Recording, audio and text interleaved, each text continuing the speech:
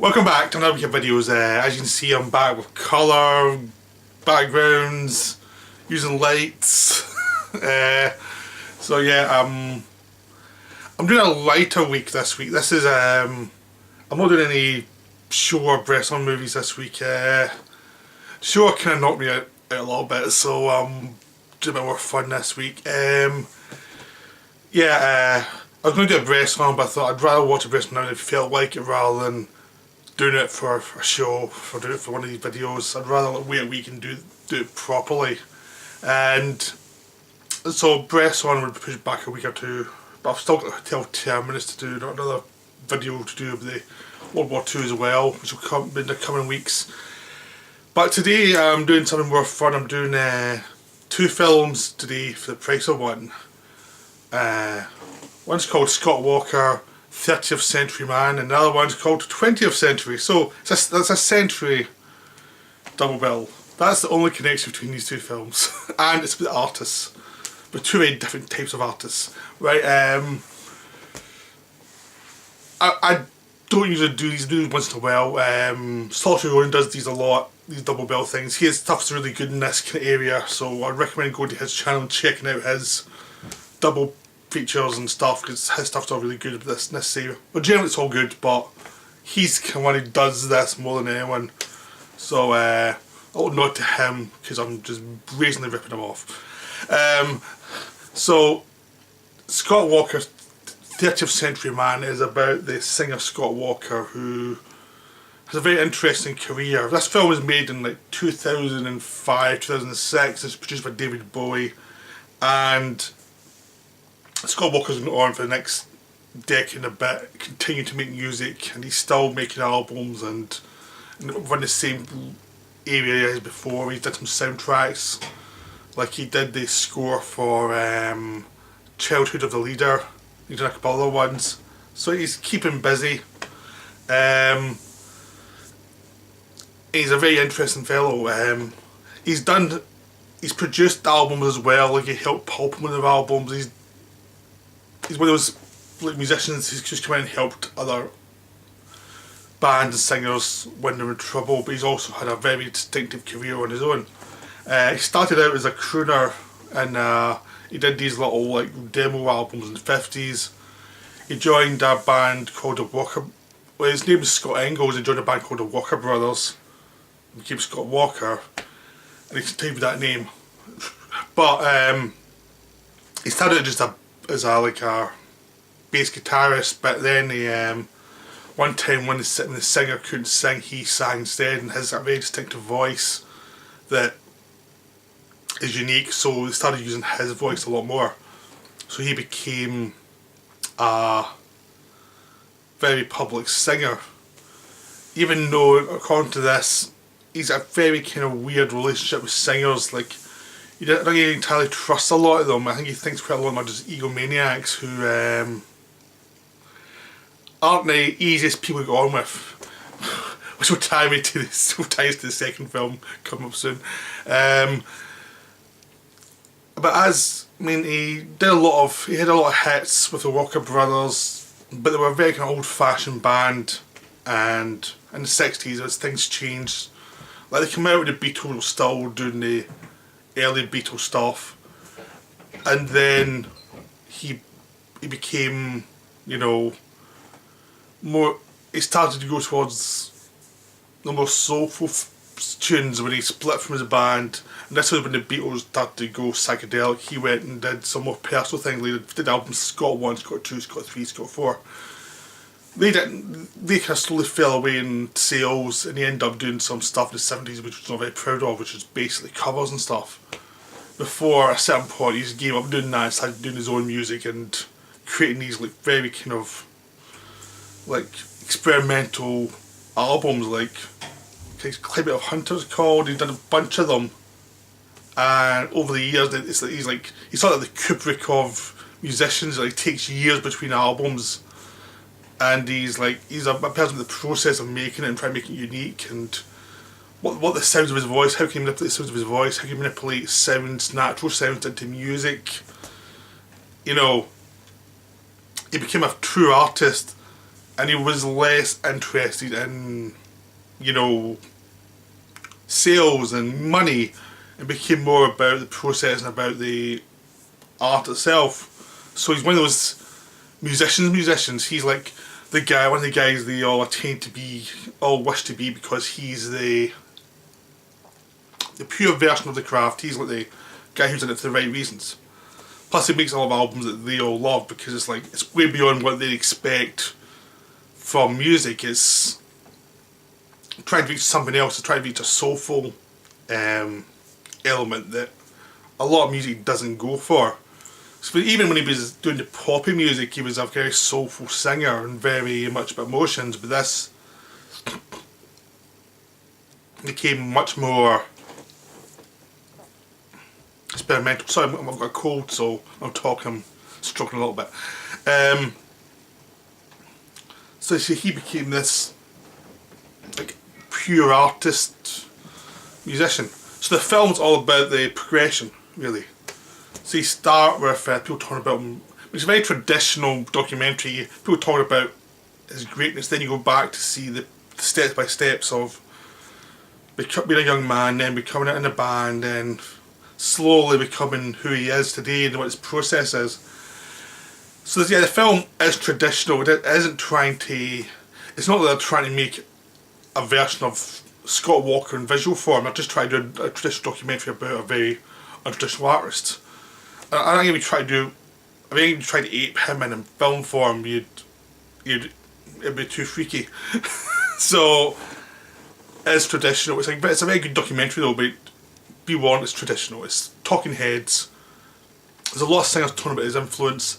In the Blu-ray, you get a lot of interviews or cut out or cut down, and you can find out more about him and stuff like that. Like his manager managed him for years, he had to lose him money producing him, and he's still quite happy to be his manager because of the art of who he was. So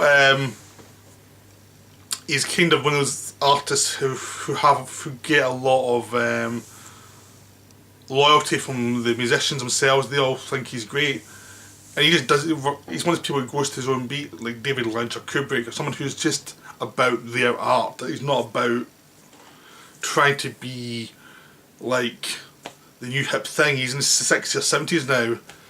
He doesn't care about being hip, he just cares about the music, and that's what comes across. So I mean, he was influenced in pulp because he was a traditional singer, but he was talking about very kind of, you know, everyday things that go on in real life. So he had a big influence in pulp, but I think his general influence was he was going to do his own thing. He didn't care about money and stuff like that. He was just about what he was about. He either liked it or he didn't like it. He wasn't going to compromise. At some point he compromised in the 70s, and I think that turned him off so badly from compromising that he just thought, I'm doing my own thing, that's it, I'm not going to do anything else, I'm just going to do what I want to do. So from then on in he struggled, and the big thing about this film is how much a struggle it is to make this music. It's not like he's not arty-farty or anything. It takes years to think about it, and he's processing it, he's getting these ideas, he's writing them down, and he's working out what he needs to create the music, because he uses stuff like these weird boards make these weird natural sounds. So when he's into the studio, it's very focused on, you need to do this, you need to do that, you need to do this, you need to do that. The same way if you see something like a Kubrick film, even though you think, oh, he's this genius or anything else, he's working at technical stuff all the time, and he's planned everything ahead before he gets into the studio, because it costs a lot of money in the studio because you're paying a lot of people to help you. So he's that mentality of, by the time he gets to the studio, he knows what he's going for. He can adapt to things, but he knows what the final product should be. So when he's into the studio, he knows what he's going for. So he builds certain things. He's experimenting, but he's also got an end goal in mind, and explains all this time beforehand, planning ahead, working out what he's making, why he's making it, what it all means. He's writing the lyrics. He's got it all figured out, so when he's into the studio he can go and get it done really fast, because he started off as a mainstream musician who had to do like 3 songs in a session. He's got that discipline of, when you go into the session to do the thing, you need to be on your best, you need to just do it really fast. So even though he's doing experimental music, he's a very professional musician. So so he's got the old school skills, but he can move them into, use his craft into something more experimental. But he's got the discipline to actually make work that is actually unique and different. So he can manipulate the professional arena into something personal. And that's what the whole film's about. It's like how you manipulate your life into something that's meaningful to you. It's not about the fame, it's about the music. And he doesn't listen to music after he's finished it. Once he's done, it's done. He's not interested in repeating what he's done before. He's not interested in being influenced by what he's done before. He wants to go on to something else. So he doesn't go back. He's not nostalgic to the past. He's always moving forward. Which means he's still working in late 60s, early 70s, still working, he's still doing stuff, he's still keeping fresh rather than being a nostalgia band, which you see a lot now. You see them in Rolling Stones or something, they're still touring, doing the same old songs, and it's just like, how can you sing these songs again? Aren't you like just so sick of them? He doesn't do that, he doesn't perform live or anything. He couldn't perform live with some of the songs he does because they're all in studio things now, but he just doesn't do that. So that's Scott Walker, 30th Century Man. I'd highly recommend it if you're interested at all in music, like at all in music. That's a really interesting take. I've listened, after I've seen this film, I saw it years ago on TV, and I've listened to a few of his albums since then, and they're really good, they're really interesting. Now it's 20th Century. 20th Century is a Howard Hawks movie, which is about an type of artist, you know, a sham artist, who may be a genius, but he's also the most pompous, pretentious, annoying person ever. This is played by John Barrymore, and this was a Howard Hawks movie made in the early 30s. It was a massive bomb. No one was interested in it. It's one of Hawks' few bombs, but it's one of his more interesting films, and it's one of the most highly regarded films. So basically, this guy John Barrymore plays is basically this theatre producer, director. He's the genius of Broadway. He brings together all these artists and creates these great plays, these great emotional plays that people just line up to see. And in the beginning of the film, he's been a new discovery. There's a woman whose name he's changed, and he's going to micromanage her and to be a great artist, even if she's going to kill him at the end of it. You know, he micromanages. Walk to here, do this. And John Barrymore has a lot of fun with this character because he's so pretentious. He's like the example of a great pretentious artist, so self-involved, so sure of his own greatness that everyone else to him is like a flunky who is there to serve his genius. Like all his mannerisms are like, and you know, he's so full of himself. And so he gets this actress played by Carole Lombard, and she's not even an actress, she's a model. And he said, no, she's a great actress, she just doesn't know it yet. And he goes, because everyone's putting her down, everyone's saying she has no natural talent, everyone thinks she's just awful. And he works hard, or drives her mad, and she becomes a great actress. She becomes a renowned actress who he makes a couple of plays with, and they're all massive hits. And of course they're driving each other. She starts out being so thankful for him for bringing her out of nowhere and making her this great artist, which she always wanted to be. By the time we get to about a third of the way through the film, she's insane. She hates him because he's such a control freak who taps her phone, and she's his subject. She's not a person to him. And she ends up walking out and leaving him in a lurch. She ends up trying it with someone else, and it's a massive failure. So most of the film takes place in the train of the 20th century, where after a bunch of flops, he's had to escape from Chicago, you know, undercover. He's forced to act, to have a put on some stuff to get through the train to avoid the police, because he can't pay his debts. And his only way out is to get her to agree to, because she's now a movie star, and he has to get her to agree to star in one of his plays. And she hates him. She really hates him. But then as soon as you see her again, years later after escaping from him, she's just as theatrical and as crazy as he is. because she's been infected with all his bad habits. So it's these two bullshitters trying to bullshit each other and who's going to win. And there's all these weird complications on the train. Like this crazy guy who's keeps on telling people he's rich when he's not, he's just mad. And there's all these other weird things going on. So it's a wonderful film. I mean, the first half's better than the second. The first half is so funny. The second half, we have to do the complication of getting her to sign the thing. It's a bit more laboured because we've seen a lot of these plots before. But when it was made, they hadn't, because it was this one new. This is the beginning of Screwball. So you have to kind of give it that it was ripped off so much. It's sort of like watching Halloween now. It's been ripped off so much that it loses a bit of its freshness, because you've seen it in other films too that have done it as well. But that's what this film is. This is a prototype for the Screwball comedy that was going to emerge and be massive in the 30s and 40s. This is where it starts. So some of this stuff's been ripped off, and it's not going to be strong as it end up being in like something like His Girl Friday, another Hawks film. But the characters are so good that those conventions that you're kind of more used to now than you were when they made it doesn't matter, because Barrymore still gets flunkies who abuses and who he fires and rehires as if he's doing them a favour. And he's got all these weird mannerisms. No matter how bad it gets, he will still be the pretentious artist. He will still be the biggest ham ever.